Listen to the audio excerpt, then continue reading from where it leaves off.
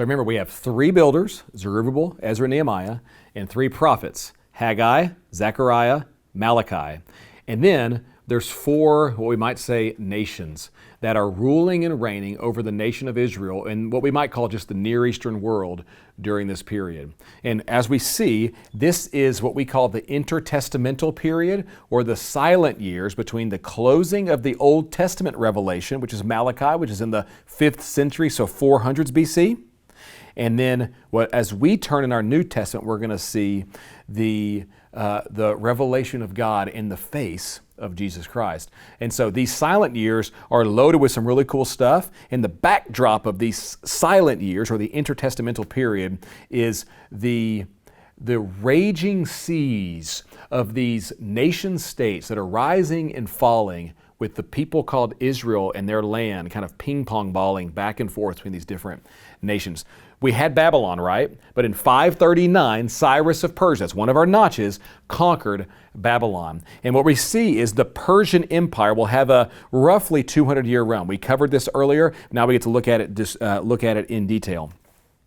This 200-year run is from 539 until Alexander the Great. We all remember him from school. Alexander the Great will conquer the Persian Empire in 332. And you can see the detail of the Persian period listed for you right there. The Grecian period, where the Greeks are ruling and reigning. So the Greek Empire is essentially at its heyday under Alexander the Great. Alexander the Great is one of the greatest conquerors the world has ever seen. A military leader, he took the power of Greece and expanded it further than anyone thought capable, basically from essentially Spain all the way to what is now Iraq. And so the Greek Empire is this vast, impressive empire. But at the death of Alexander the Great, you can see on page 170 right here, here is the listing of Alexander the Great and some of the things of his reign. At his death, the kingdom is split in 4 generals. They were afraid of too much power, and so they split the kingdom into 4 different we might call it regions or districts. By the way, in Daniel 7, when describing this particular world power, Daniel refers to it as a leopard with 4 wings, a fast-moving power that's divided in 4 wings. The Persian, by the way, we just talked about, Daniel in Daniel 7 describes that empire as a powerful bear tipped on one side with 3 ribs in its mouth. So the vision of 4 beasts in Daniel 7 are these nation states playing out, which is just so awesome. I told you I love Daniel. The Greek period, as it's divided in 4, is going to have all sorts of intrigue and back and forth and civil war and battle. What matters for Israel is they find themselves under, and you can see number 2, they find themselves under the Seleucus Nicator, or the Seleucian Empire, and that particular empire is going to be ruling and reigning over the people of Israel. And you can see Palestine after Alexander the Great on page 170. They're caught between the power struggle of the Ptolemies and the Seleucids. There's like a civil war going back and forth, and Israel's caught in the middle. Initially, they're under the Ptolemies, but Antiochus III, who is going to be a Seleucid leader, is going to rip power of Israel away. And what's going to happen is his successor is named Antiochus Epiphanes IV. And you see the very bottom note here, which is on page 170. He is essentially, he loves Greece and he does not like the Jews. And he's going to do as much as he can to anger the Jews. What he will do is he will go into the temple that Zerubbabel built. He will offer pigs on the altar in the temple, set up a statue of Zeus in the temple, and desecrate the temple just to be mean, just because he has the power and he hates the Jewish people. He will then institutionalize worship of pagan gods in Israel. And during this period, the Jews have a question. We're in our land, but we're being oppressed. These foreign powers are ruling and reigning over us. We don't have our freedom. Yahweh hasn't returned. This can't be the return from exile that we were hoping for. And some of those Jews will rise up.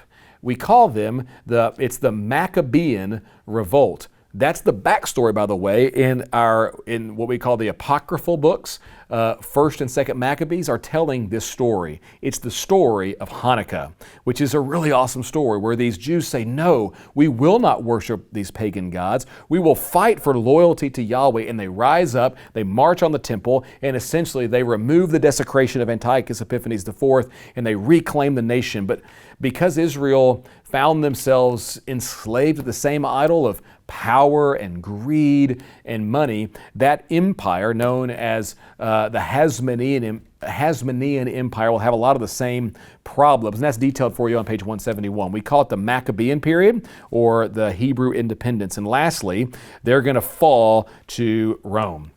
Rome takes over the Greek Empire, and Rome takes over all the territory that the Greeks controlled, including Israel. And in Daniel chapter 7, this is almost certainly the great and terrifying fourth beast, or what I just call the super beast, this great power.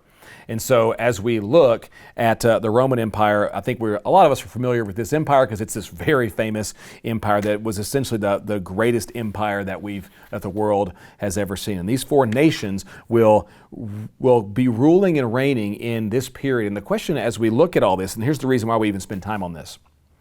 The people of Israel are back in their land, but it doesn't seem like Yahweh is there. It doesn't seem like Yahweh has returned. Where is He? This can't be what we have in mind. This is not what we wanted. Where's the power? Where's our nation? We're under all these foreign powers. We're being tossed back and forth. This isn't it. This can't be it. Where is Yahweh? When is He going to come back? And that's the question that is sitting in the background of these 400 years, this intertestamental period. And that question is going to be why it's so important for us to understand Daniel 9. And then as we turn the pages to the New Testament, that's going to be this dark, bouncing back and forth fear and confusion. That's going to be the very backdrop for where John the Baptist and Jesus will walk into. So when is Yahweh coming back? Where is He? Daniel 9, and then we're going to see Jesus will be the answer, which is so awesome.